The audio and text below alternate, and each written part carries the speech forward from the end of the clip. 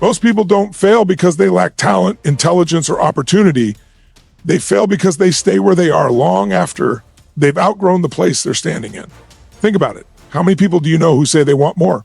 More success, more confidence, more freedom, more meaning. And yet, year after year, their lives look exactly the same. Same routines, same excuses, same frustrations. Most people walk around with quiet hunger inside them. They want more from their careers, their relationships, their finances, their lives. They feel it when they wake up in the morning and again when their head hits the pillow at night. That feeling is real and it matters. But here's the hard truth. Most people never confront. Wanting more does not change your life. Wanting is passive. Wanting requires no courage. Wanting costs nothing. You can want more and stay exactly where you are for the rest of your life. And millions of people do just that. There is a massive difference between desire and decision. Desire says, I hope things get better. Decision says, this ends now. Desire waits for motivation, confidence, or the perfect timing. Decision creates momentum even when motivation is low. Confidence is shaky and timing is uncomfortable. Desire keeps options open. Decision closes the door on excuses. The moment you decide, your brain shifts from if to how.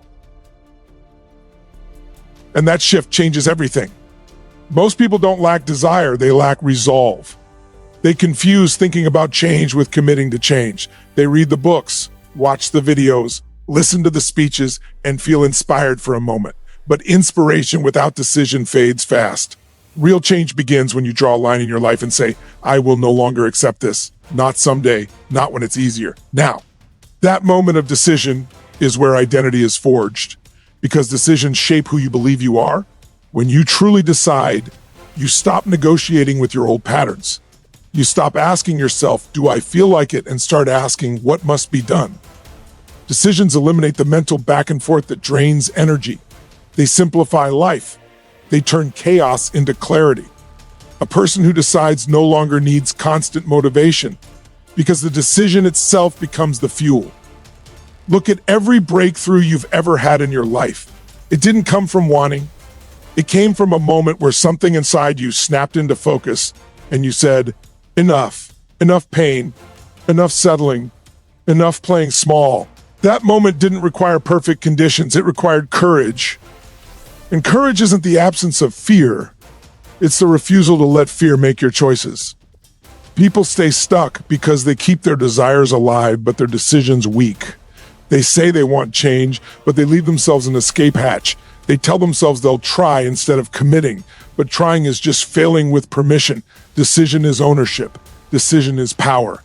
And the instant a person decides, their standards rise, their behavior shifts, and their future begins to reshape itself in ways they couldn't see before. Most people believe they stay stuck because life is hard, opportunities are limited, or circumstances are unfair.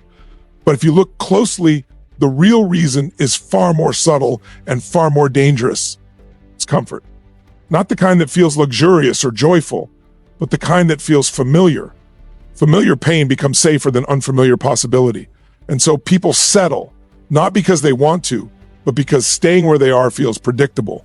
Comfort doesn't usually show up as happiness. It shows up as routine, the same habits, the same conversations, the same complaints, repeated day after day. Even dissatisfaction can become comfortable when it's known. The mind says, I know how to survive here, and survival begins to masquerade as stability. Growth, on the other hand, demands uncertainty. It asks you to step into situations where you don't yet feel competent, confident, or in control. And for most people, that feels like a threat. The human brain is designed to protect, not to transform. Its primary job is to keep you alive, not to help you reach your highest potential. That's why comfort is so seductive. It signals safety. It whispers, don't rock the boat, don't risk embarrassment, don't risk failure. Over time, that whisper becomes a rule. People begin to organize their lives around avoiding discomfort rather than pursuing fulfillment. What makes comfort such a powerful trap is that it rarely feels like one. There's no alarm, no crisis, just a quiet sense of this is fine. Years can pass in that state. Dreams don't die loudly, they fade slowly. People don't wake up one day and decide to abandon their potential. They do it inch by inch, choosing ease over effort, certainty over growth, familiarity over expansion. Staying comfortable comes at a hidden cost. The cost is aliveness. When you stop stretching, you stop growing. When you stop growing, life begins to feel flat, repetitive, and empty. That emptiness is often misdiagnosed as boredom or lack of motivation, when in reality, it's the soul craving challenge. Deep down, people know they're capable of more, and that unexpressed potential becomes frustration. The irony is that the very discomfort people avoid is the gateway to everything they want. Confidence is built through discomfort. Strength is forged in discomfort. Meaning comes from doing hard things in service of something bigger than yourself. Comfort offers short-term relief, but long-term regret. Growth demands short-term discomfort, but it delivers long-term fulfillment. The moment someone realizes that comfort is not a reward, but a warning sign, everything changes. Discomfort stops being the enemy and starts becoming the signal that you're moving in the right direction. Progress begins the instant a person chooses growth over ease, challenge over convenience, and purpose over the illusion of safety. Most people believe they are logical, rational, and realistic about why they haven't changed their lives. They'll tell you they're being careful, responsible, or practical, but if you listen closely, logic is often just fear wearing a convincing disguise. Fear doesn't usually announce itself honestly. It doesn't say, "I'm afraid to fail" or "I'm afraid of being judged." Instead, it sounds reasonable. It says, "Now isn't the right time. I need to be more prepared," or "I should wait until things are more stable." These explanations feel safe because they protect the ego while preserving the illusion of control. Fear is incredibly intelligent. It studies your values, your goals, and your past experiences, then builds arguments that feel airtight. It uses facts selectively and ignores possibilities. It reminds you of what went wrong before, exaggerates the risks ahead, and minimizes your ability to adapt. And because the mind prefers certainty over possibility, these arguments feel believable. Over time, fear becomes internalized as common sense. This is why people can stay stuck for years while genuinely believing they are making smart choices. They confuse caution with wisdom and hesitation with maturity. But real wisdom doesn't come from avoiding risk. It comes from understanding which risks are worth taking. Every meaningful step forward in life carries uncertainty. There is no growth without vulnerability, and there is no transformation without the willingness to be seen trying. Fear also hides behind the need for confidence. People say they'll act once they feel ready, but readiness is not a prerequisite for action. It's a result of action. Confidence is built through experience, not contemplation. Waiting to feel fearless before moving forward is like waiting to get fit before going to the gym. Fear convinces people to delay, and delay quietly becomes a lifestyle. One of fear's most effective tactics is perfectionism. It convinces people that unless conditions are ideal, action would be irresponsible. But perfectionism is not about excellence, it's about protection. It protects people from the discomfort of making mistakes and the vulnerability of being imperfect in public. And while it feels productive, it keeps people motionless. The breakthrough comes when someone stops arguing with their fear and starts questioning it, not by fighting it, but by asking better questions. What if this doesn't work? And what if it does? What if I fail? And what if staying the same costs me more? Fear loses power when its stories are challenged, not accepted as truth. Courage is not the absence of fear. It is the decision that something else matters more. When purpose becomes stronger than fear, action becomes inevitable. And the moment someone recognizes that their logic has been quietly protecting their limitations, they reclaim the ability to choose growth over comfort and possibility over illusion. Most people believe their behavior is driven by circumstances, habits, or motivation. But beneath all of that lies something far more powerful: identity. The way you see yourself determines the choices you make when no one is watching. If someone sees themselves as not the type of person who succeeds, they will unconsciously sabotage opportunities. If they see themselves as someone who always struggles, struggle becomes familiar, even comfortable. Identity is the lens through which every decision is filtered. People often try to change their lives by focusing on outcomes or actions alone. They set goals, create plans, and promise themselves they'll try harder. But if the identity stays the same, the behavior eventually snaps back.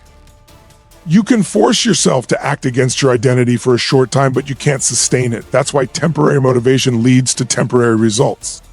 Lasting change requires an internal shift in who you believe you are.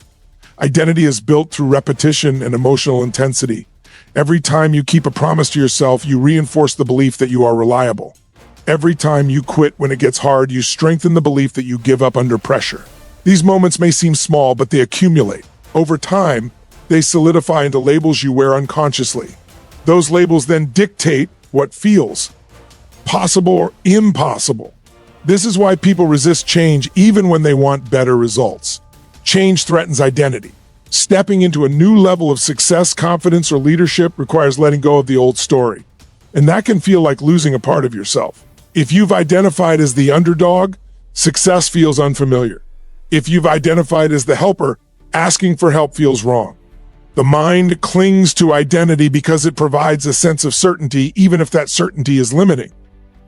Transformation begins when someone decides to upgrade their identity before the evidence fully appears. This isn't pretending or lying to yourself, it's choosing which standards you live by. When you decide this is who I am now, behavior starts to align. The actions may feel uncomfortable at first, but discomfort is a sign that identity is expanding. Growth always feels awkward in the beginning. The most powerful identities are rooted in values, not outcomes. When someone identifies as a person who keeps commitments, who tells the truth, who shows up fully, success becomes a byproduct. Results change naturally because the source has changed. Identity-driven behavior is consistent, not dependent on mood or circumstance. The moment a person realizes they are not fixed, not defined by their past, and not limited by old labels, a door opens. They stop asking, "Can I do this?" and start asking, "Who must I become?" And when identity shifts, behavior follows, standards rise, and life begins to reflect a deeper alignment with who they choose to be. Most people believe that real change takes a long time.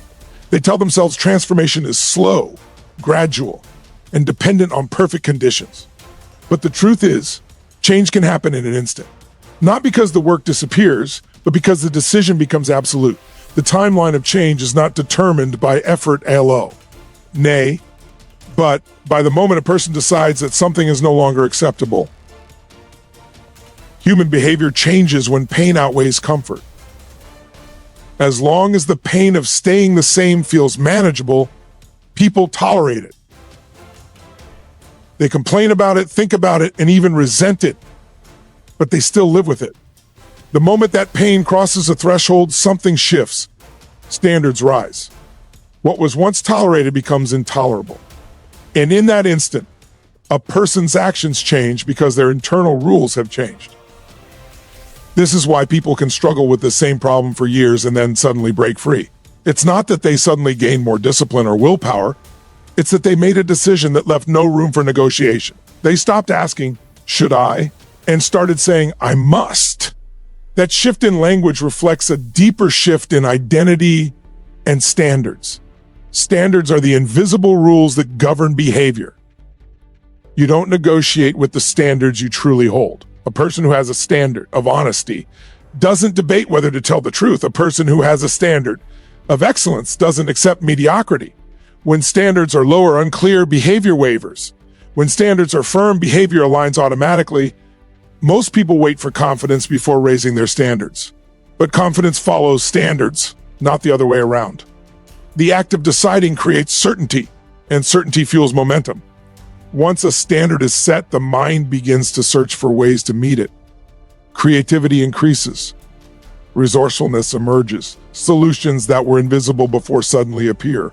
Change feels instant because the internal shift is instant, even though the external results take time to unfold. The moment you decide, your trajectory changes. You may not see the outcome immediately, but you are no longer headed in the same direction. That's why the decision itself is so powerful. It marks the turning point. Every lasting transformation in history began with a decision that altered standards. Someone decided that settling was no longer an option, that excuses were no longer acceptable, that their future mattered more than their comfort. That decision didn't remove fear or difficulty, but it made them irrelevant.